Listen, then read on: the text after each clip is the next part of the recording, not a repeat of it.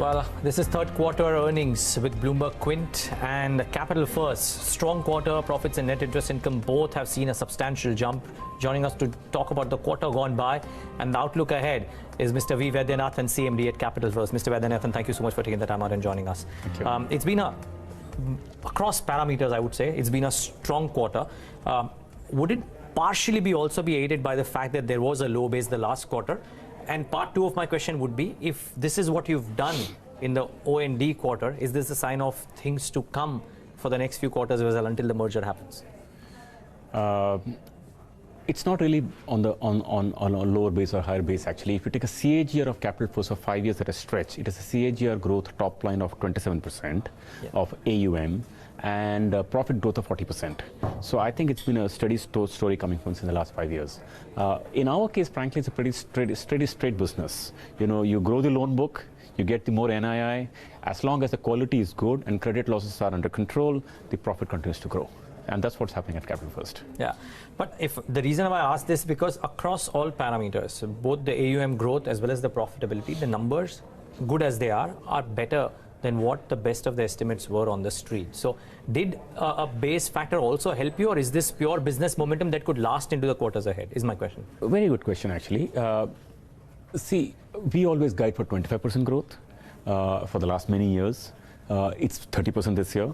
So I think definitely for this year, ending into March, we are expected to close at 27,000 crores, which would be anywhere about 30 to 35% over a starting base of 20,000 crores of last financial year. So I say this year looks pretty much safe and in the bag. For the next year, probably we'll guide for 25% again. Okay. It's too early, I know, to ask you about, if you've started thinking deeper with respect to the strategy for the bank, and we just spoke about 10 days back, but just wanted one clarification.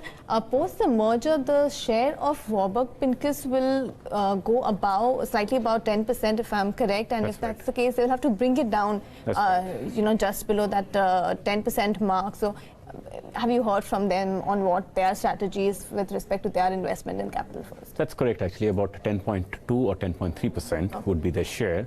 On the other hand, IDFC is holding an IDFC Bank, so I would actually be a little short of 40%, probably close to 37%. So they will anyway need to buy, because I don't think they're applying for a dispensation from what I hear from them. So I think one has to sell and one has to buy, and I think there is still probably be a shortfall for IDFC in the whole equation. So that's how the equation will play out. Okay, then we'll talk about Capital First, third quarter numbers only then. Okay, the third quarter numbers definitely increase some confidence that the GST on SME and MSME, the impact has definitely diminished. So just wanted to understand if you believe there are absolutely no concerns on asset quality and gross NPAs, you think going into the next few quarters at least will remain between the 1.5% to 2% band itself? You're absolutely right. Actually, when the GST when the demonetization happened in November of 2016, in the next quarter, we saw the gross NPA and net NPA for Capital First slightly going up by 20 basis points. It had moved up from 1.53% to 1.73%. Over the last 4 quarters after demon, it's come back to where it began. So basically, we can safely say that the impact that happened in the marketplace is fully neutralized, both on the gross front and the net front. Now, our reading from the market and by talking to entrepreneurs is that broadly things have settled, and therefore we don't expect any negative movement in our NPA numbers from here on. So, okay, I have a two-part question to this. One is, if I look at how your margins they've done remarkably well. And your high-yielding loans, if I'm not wrong, continue to rise, both two-wheelers, consumer durables. Is this setting the base for an already impressive set of margin numbers to expand meaningfully over the course of the next 12 to 18 odd months? We don't guide for any further increase of margins from here. The reason being that you can see that the bond yields have also been inching up, so it won't be very appropriate to guide for any improvement from here. But I'd say that we are quite comfortable to say that the NIMs will be maintained for sure. There's an upward bias to the NIM, if anything, but certainly there is no downside risk to it. We don't see it. Okay, so I have one more question. I mean, and I think there's a classic debate, though. managements have by and large said that there is an increase in the cost of funds. I think the debate that came about was that when you look at the yield curves, the long end of the yield curve has certainly moved up, not so much for the short end, and therefore the increase in cost of funds for NBFCs by and large will not be as steep as maybe the market is pricing it to be. How would you think of this over the course of the next 12 to 18 months? Again? I will tell you our practical numbers if that helps you understand this equation better. Yes. Actually, typically what has happened is that in the last 3 months, I think the bond yields have hardened by anywhere between about 60 basis points or so. But what's happened is that the margin at which you borrow above the G-Sec actually has come down. So therefore, the increase in 60 to 70 basis points of yield from say 660 to 7.3 has not directly got translated to the borrowing cost. Okay. So that's one important factor to note. The second factor to note is that the bonds are not the only source of borrowing. It's a significant part of the borrowing, and it only affects incremental borrowing. The whole stock in our case are 20,000 crores. That's not getting repriced. These are fixed bonds. So the blended impact of this bond increases could be about say 10 basis points or so. And for our business sorts, 10 basis points is neither here nor there. So I actually take pains to clarify to people that nobody should worry about bond yields going. It's not the cost of funds gone by 60 basis points. It's only incremental. And it's a lender's business. For lender's business, sometimes costs will go up, sometimes they'll come down. It's our job to keep aligning our lending rates. Sure. Yesterday, of course, government announced when they announced the recap plan for banks, they've also asked them to push lending towards SMEs. And of course, PSU banks have that capital to lend now, which they didn't so far. So is this a risk to SME-focused NBFCs like yours? There'll definitely be some, if not market share loss, but there's definitely going to be some tougher competition as far as maintaining market share is concerned. Well, I can say this quite sincerely, actually, not just for your channels, that that the arrival of more state-owned banks and more players in the small and medium enterprise segment is actually great for India and great for all players.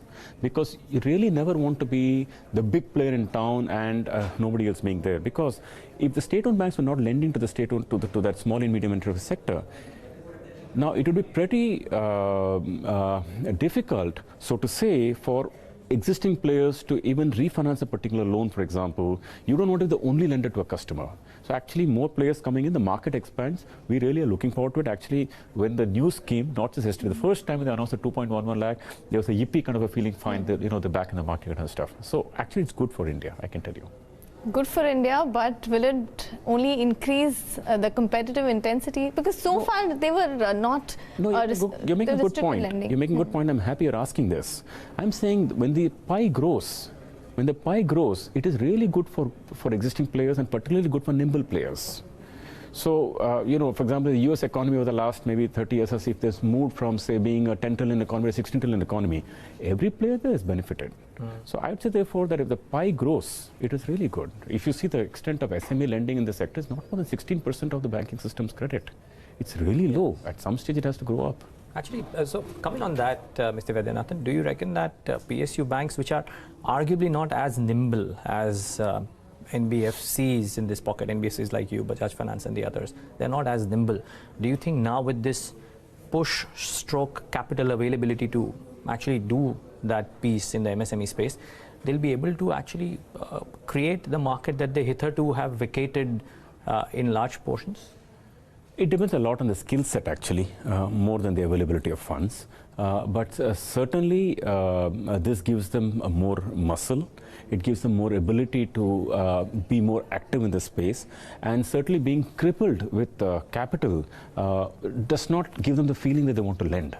I think just the tonality will change. Sure. I am almost seeing every chairman or every managing director of every large bank, state-owned bank, now talking that we want to grow SME. Sure. And that's uniformly, 10 on 10 talk this language. So I think that's really good news. And by the way, let me not say that all state-owned banks, let us not say that all state-owned banks are not nimble. For example, look at State Bank of India. No, of course. I mean, they haven't vacated market share at all.